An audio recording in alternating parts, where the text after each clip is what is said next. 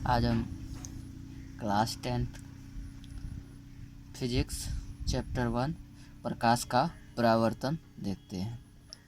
पहला है परावर्तित किरण।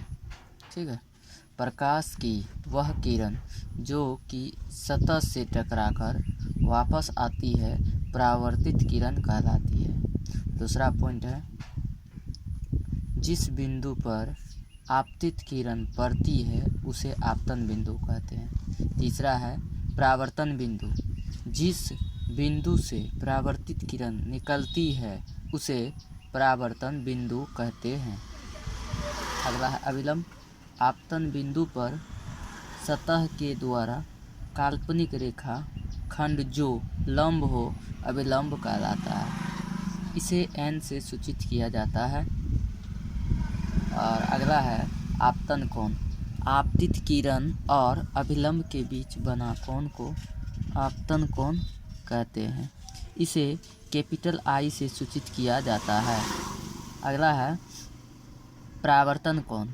परावर्तित किरण और अभिलंब के बीच बना कोण को परावर्तन कोण कहते हैं। इसे कैपिटल R से सूचित किया जाता है। अगला टॉपिक है दर्पण। दर्पण को इंग्लिश में मिरर बोला जाता है। वह सतह जिससे प्रकाश का पूर्ण परावर्तन हो दर्पण कहलाता है।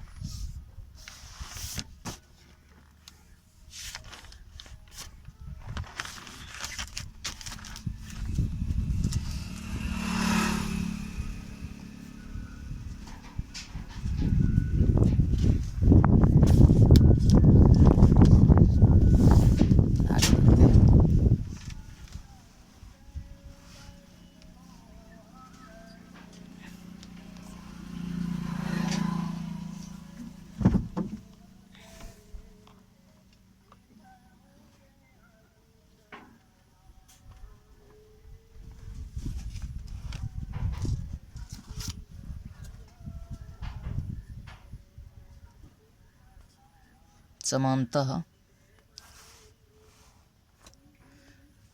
कांच अथवा शीशे पर बना होता है, जिसके एक सतह पर चांदी के ऑक्साइड की परत चढ़ाई जाती। इस प्रक्रिया को कलई करना या रंजित करना कहते हैं। अगला है टॉपिक दर्पण के प्रकार, टाइप ऑफ मिरर। दर्पण निम्नलिखित दो प्रकार के होते हैं। पहला है समतल दर्पण जिसको प्लेन मिरर कहते हैं। दूसरा है गोलीय दर्पण जिसको स्फेरल मिरर कहते हैं। समतल दर्पण वह दर्पण जिसकी परावर्तक सतह समतल अथवा सपाट हो समतल दर्पण कहलाता है। दूसरा है गोलीय दर्पण वह दर्पण जिसकी परावर्तक सतह किसी खोखले गोले का हिस्सा या भाग हो गोलीय दर्पण कहा जाता है। जैसे ये बन गया, ये पिछला भाग हो गया और इधर का भाग हो गया परावर्तक पृष्ठ। आगे चलते हैं, आगे देखते हैं।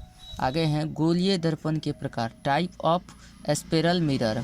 गोलीय दर्पण निम्नलिखित दो प्रकार के होते हैं। पहला है अवतल दर्पण कॉनकेव मिरर। दूसरा है उत्तल दर्पण कॉन्वेक्स मिरर। अवतल दर्पण वह गोलीय दर्पण जिसकी परावर्तक सतह घसी हुई हो अवतल दर्पण कहलाता है। जैसे सामने का भाग इसको फ्रंट बोला जाता है, परावर्तक पृष्ठ हो गया ये ऐसे करके। और ये पिछला भाग जिसको बैक पॉलिश किया हुआ, यहाँ पे पॉलिश किया हुआ है बाहर से। ठीक है। अवतल दर्पण का आरेखीय निरूपण। अगला क्वेश्चन है उत्तल दर्पण वह गोलीय दर्पण जिसकी परावर्तक सतह उभरा हुआ हो उत्तल दर्पण कहलाता है। सामने का भाग ये फ्रंट भाग हो गया, इधर का परावर्तक पृष्ठ इसको बोला जाता है, पॉलिश किया हुआ, पीछे से पॉलिश किया हुआ ये इधर पिछला भाग इसको बैक बोला जाता है। दर्पण उत्तल दर्पण का आरेखीय निरूपण। ठीक है, आगे देखते हैं।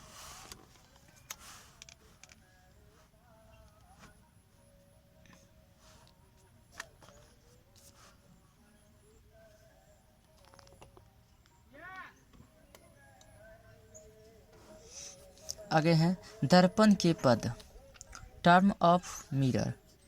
कुछ शब्द दर्पण के लिए प्रयोग किए जाते हैं जिसे दर्पण के पद कहते हैं, जो निम्नलिखित है। द्वारक एपरीट्यूअर, दर्पण की मुहाने की लंबाई को दर्पण का द्वारक कहते हैं। जैसे ये फिगर बना हुआ है, इसको ऐसे करके, फिर इधर देखिए ऐसे करके बना हुआ है, ये अवतल दर्पण को हो गया, ये उत्तल दर्पण हो गया। आगे बढ़ते हैं। ध्रुव जिसको पॉल बोला जाता है, दर्पण के ज्यामितीय आकृति के मध्य बिंदु को दर्पण का ध्रुव कहते हैं। ये जो मध्य बिंदु मध्य में है, इधर भी मध्य उत्तल दर्पण का है, इधर अवतल दर्पण का मध्य में जो है ध्रुव, उसको पी से संकेत भी करते हैं। वक्रताकन, सेंटर ऑफ कर्वेचर। दर्पण की खोखले गोले का हिस्सा का भाग होता है, उसके केंद्र को वक्रता केंद्र कहते हैं। इसे सी से सूचित किया जाता है। जैसे यहाँ पे देखिए ये फिगर बना हुआ, मुख्य अक्ष हो गया, ये इधर कलई किया हुआ कलई की किया गया तल हुआ, यहाँ पे आर हुआ, यहाँ पे अभिलंब पी है, वक्रता केंद्र यहाँ पे सी है, और एम डैश इसको एम माने हैं। ध्रुव, ये वाला ध्रुव है, ये ध्रुव है, इसको भी पी से सूचित किया जाता है। इधर एम हो गया, इधर एम डैश हो गया। वक्रता केंद्र यहाँ पर सी, और वक्रता त्रिज्या यहाँ पे आर है, यहाँ से मुख्य अक्ष ये है। ठीक है, अवतल दर्पण का ये हो गया, ये उत्तल दर्पण का हो गया। अगला क्या है? वक्रता त्रिज्या, रेडियस ऑफ कर्वेचर।